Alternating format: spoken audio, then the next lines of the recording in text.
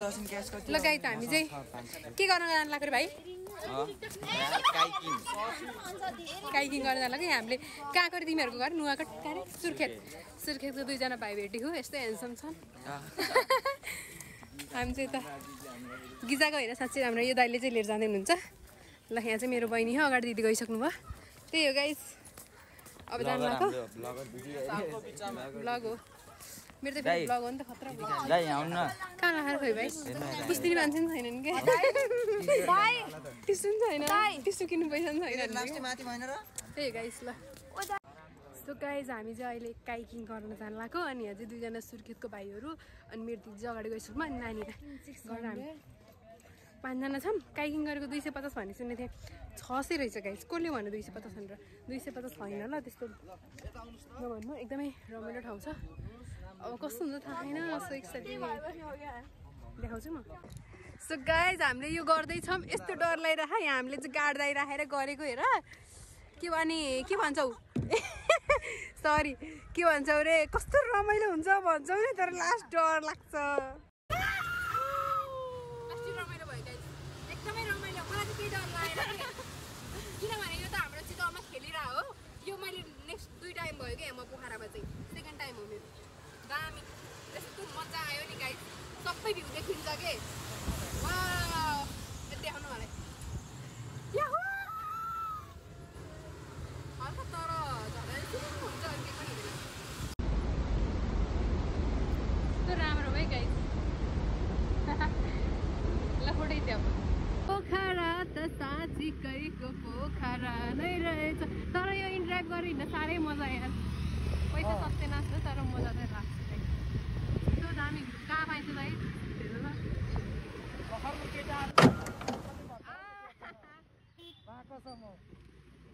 हाम्रो inDrive uncle चाहिँ मजाको हुनुहुँदो रहेछ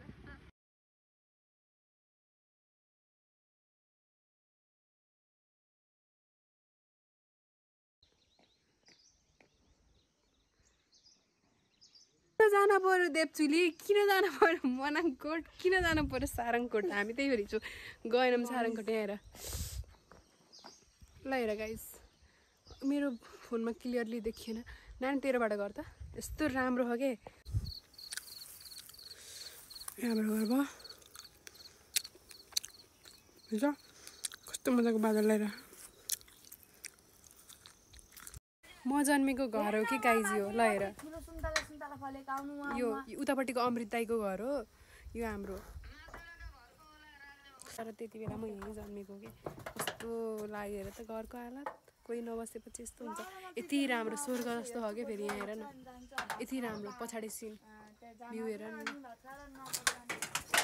hello everyone welcome our my blog आजको चाहिँ डे 3 को ब्लग हो अनि आज म स्याङ्जामा छु म यति राम्रो भ्यू देखाउँछु हजुर हामी चाहिँ स्याङ्जामा म जन्मेको घर जानु लाग्यो अनि रेडी भइसक्यो म भ्यू देखाउँछु है ल हेर सायद देखिया छैन होला माथिबाट छर्लङ्गै देखिन्छ क्या कस्तो राम्रो भ्यू छ भन्दा म बुवा बित्दा आउँदाखेरि कि अनि हाम्रो बुवा चाहिँ बितिसक्नु भएको थियो अनि यसलाई चाहिँ होइन यसले चाहिँ डराउने कि भन्न अनि म चाहिँ बुवा खै भन्ने कि अनि बुवालाई हामीले त के सोच्थ्यौँ भने मैले चाहिँ के सोच्थेँ यमराजले आएर उठाएर लिएर जान्छ भन्ने सोच्थेँ कि त्यो बेलामा अनि यसले चाहिँ खालि त्यो एउटा मुड्का म देखाउँछ हाम्रो घरमा अनि त्यसमा घुमी बुवा खाएँ गर्थ्यो हो अनि म चाहिँ ला गर्थेँ क्या त्यो डराएर होइन अनि मैले चाहिँ यमराजले ल त्यो बेलामा माथिबाट भगवान आउँछ अनि लिएर जान्छन् भन्ने थियो क्या मन्दिर छ कस्तो गाइस आज चाहिँ हाम्रो डे 4 भयो अनि त्यसपछि म चाहिँ मामा घर जानु लाग्यो अनि यो चाहिँ बागलुङ जान्छ भोलि आज सारङकोटहरू घुमेर म त जान पाइनँ किनभने म चाहिँ मामा घर जानुपर्ने भयो अहिले हामी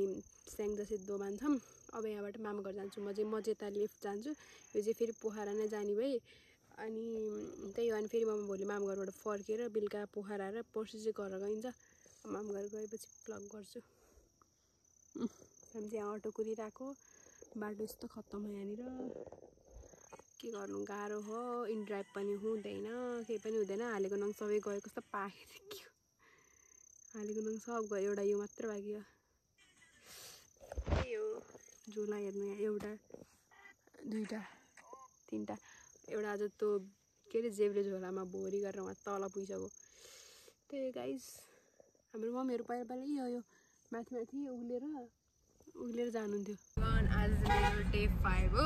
अनि त्यसपछि आज हामी बागलुङ कालिका जाँदैछौँ।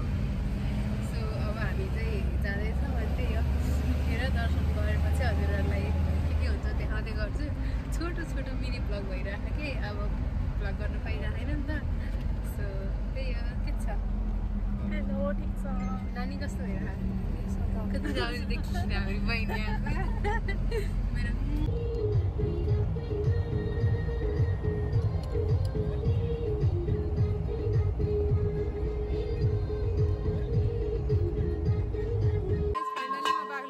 मन्दिर आए दर्शन गर्न, सानो क्लिप गरौँ न आएको बेलामा भनेर हो। ल हेर्न सक्नुहुन्छ, हजुरहरूले पनि दर्शन गर्नु। यो नै हो गाइज। अनि म 4 वर्ष अगाडि आउँदा अलिकति चेन्ज भएको देखेँ होइन, यस्तो यस्तो यताउति होइन। अनि यहाँ चाहिँ मेरो दिदी हुनुहुन्छ। हाई, कस्तो भइरहेको? एकदम रमाइलो, कति राम्री हुनुहुन्छ। हाम्रो आजको आउटफिट यस्तो छ गाइज। त्यही हो, हजुरहरू पनि आउनु होला। By by. सो गाइज हामी चाहिँ अहिले कारे बागलुङको सबैभन्दा ठुलो पुलमा आँखा। मलाई डर लाग्यो, डर चाहिँ किन लाग्यो, मोबाइल खस्छ नि डर लाग्यो। अरू त केही होइन कि दुईवटा हातले समाउनु पऱ्यो। यही हो, ल हेर्नु। मेरो त सेकेन्ड टाइम है गाइज यो बागलुङको हाइएस्ट पुलमा चाहिँ, किनभने पहिले पनि आएको थिएँ। पहिले पनि आएको थिएँ म टुरमा। पहिला पनि आएको थिएँ कि म। कति लामो ल हेर, 567 किलोमिटर। किलोमिटर हो, मिटर होला। 567 मिटर गाइज यो पुल। हजुरहरूलाई चाहियो भन्दा चाहिँ किन लाग्यो? मैले कस्तो राम्रो देखिने यार भ्यू। के अलि ब्याक क्यामेरा गर्न सक्ने मलाई त डर लाग्छ एकछिन। मेरो बहिनी डराएर वहीँ बस्ती, के गर्नु? हुन त म पन्जी हानेको मान्छे हो, मलाई सिमा डर त लाग्दैन। कारे त कुसुमा बन्जी हाने, पैसा भएको भए हान्थेँ गाइज होइन।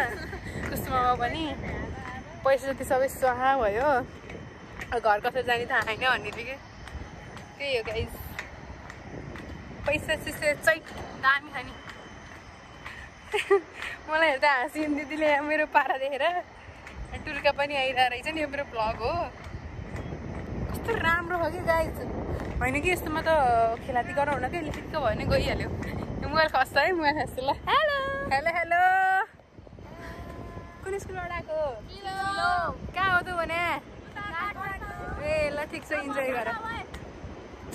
त्यही हो गाइस। कहाँ गयो मेरो दिदी हराइन्? आऊ छिटो। त्यही हो गाइस।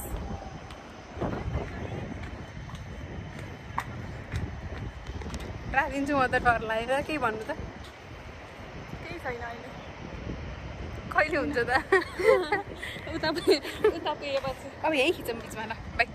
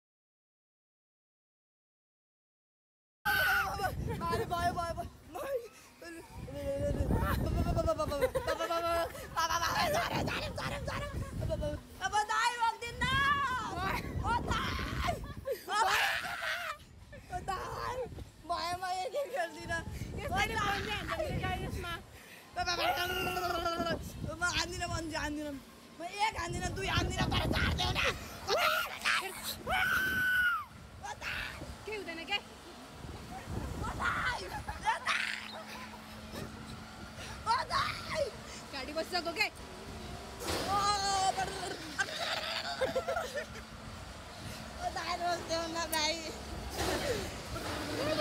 यसलाई बिचमा राखेर गरे हामी कि हामीले आज